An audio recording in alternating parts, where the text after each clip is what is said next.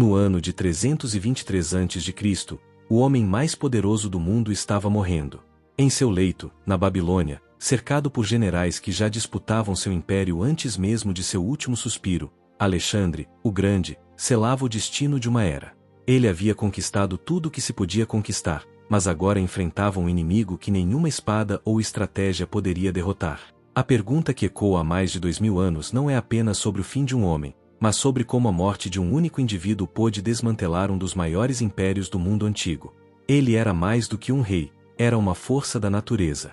Filho de Filipe II da Macedônia, Alexandre herdou um exército altamente disciplinado e uma ambição incomum. Em pouco mais de uma década, ele redesenhou o mapa do mundo antigo.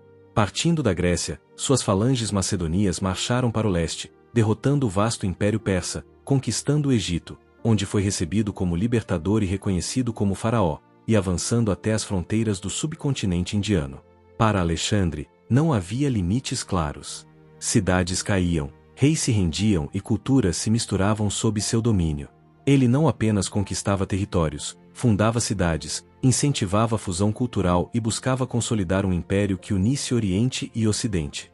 No auge de seu poder, com apenas 32 anos, governava uma extensão territorial sem precedentes para sua época. Era o líder incontestado do mundo conhecido. Após anos de campanhas contínuas e extremamente desgastantes, Alexandre e seu exército, exaustos e pressionados pelo desejo de retornar, iniciaram o caminho de volta após a difícil campanha na Índia. Ao chegar à Babilônia, que se tornaria o centro administrativo de seu império, Alexandre começou a planejar novas expedições, incluindo uma possível campanha na Arábia, além de reformas administrativas e militares. A cidade estava repleta de soldados, emissários e administradores vindos de todas as partes do império. Tudo indicava que seus planos continuariam a moldar o mundo por muitos anos. Nada sugeria que aquele seria o último capítulo de sua vida. O início do fim ocorreu após um banquete prolongado, comum entre a elite macedônia. Pouco tempo depois, Alexandre apresentou febre intensa e dores no corpo. A princípio, o quadro não causou grande alarme. Doenças eram frequentes em ambientes urbanos antigos, e Alexandre já havia sobrevivido a ferimentos muito mais graves em batalha. Ele continuou tentando cumprir seus rituais e deveres diários, mas a febre persistiu e se agravou rapidamente. O estado do rei deteriorou-se de forma contínua, deixando claro que algo incomum estava acontecendo. Com o passar dos dias, Alexandre perdeu progressivamente suas forças. A febre permaneceu alta, acompanhada de extrema fraqueza. Em determinado momento, perdeu a capacidade de falar, comunicando-se apenas por gestos.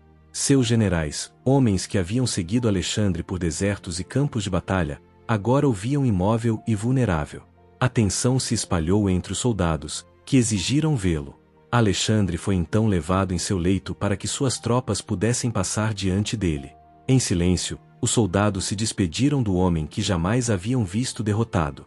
Em 11 de junho de 323 a.C., após cerca de 2 semanas de enfermidade, Alexandre morreu na Babilônia. A causa de sua morte permanece incerta até hoje. A explicação mais aceita entre historiadores é a de uma doença natural. A região da Babilônia era propensa a enfermidades como febre tifoide ou malária, cujos sintomas são compatíveis com os relatos antigos. Anos de campanhas militares, ferimentos acumulados e consumo frequente de álcool podem ter enfraquecido seu organismo, tornando-o vulnerável a uma infecção grave. Essa hipótese não envolve conspiração, apenas a realidade médica do mundo antigo. Apesar disso, teorias de envenenamento surgiram ainda na antiguidade. Alexandre acumulou inimigos políticos, inclusive entre seus próprios aliados.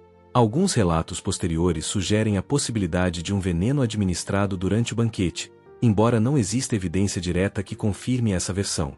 A menção à água do rio Estige, considerada mortal na mitologia grega, faz parte de tradições literárias posteriores e não é tratada como fato histórico pelos pesquisadores modernos.